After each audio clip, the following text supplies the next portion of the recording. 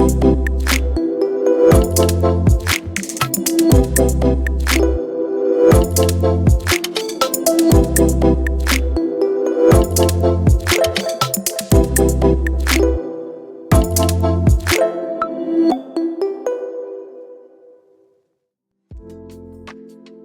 the previous video, we looked at safeguarding, what it means and what our responsibilities are.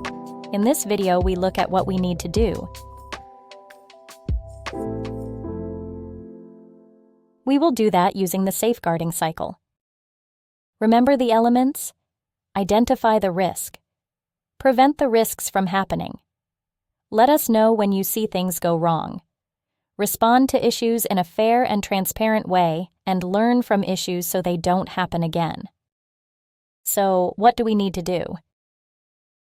Identify. Pay close attention to the specific situations where there is contact with communities. Be aware of potential opportunities to do harm and what the different members of the community need to feel safe. Perform safeguard screening to see what risk factors there are and determine the risk level. Use these risk levels to determine what prevention mechanisms are needed. Prevent. Make sure mitigation and protection measures are in place in line with the risk levels. For instance, if the risk level for child protection or SAYA is medium or higher, there are minimum requirements you need to have in place, such as code of conduct, child protection policy, SAYA policy, training, accessible reporting mechanism, and safe recruitment mechanisms. ASIPS has checklists for these minimum requirements and examples on how to implement them. Also, pay close attention to the specific tasks where there is contact with communities and high levels of power inequality. The overall risk level might be only medium, but specific tasks could have high risks. For example, delivering building materials to a remote village might attract curious children from the local school, raising concerns not only about their safety around the heavy supplies, but also about their interactions with unfamiliar workers. Additionally, when valuable supplies are delivered by outsiders, the presence of strangers can create risks, especially for children and adolescents, who may be more vulnerable to influence or may not fully understand the situation.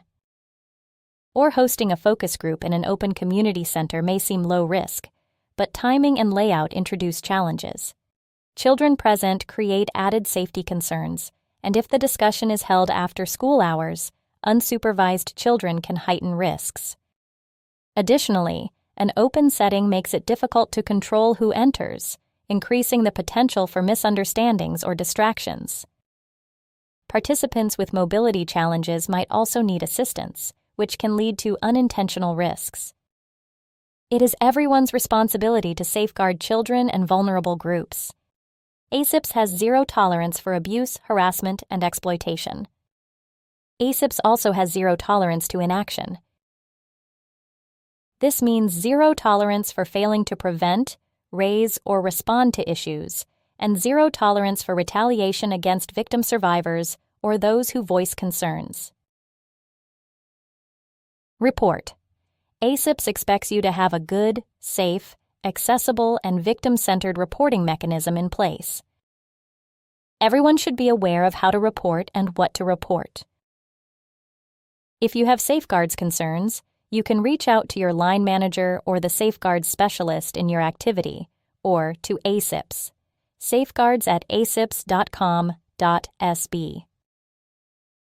Stay safe, be safe, create a safe environment.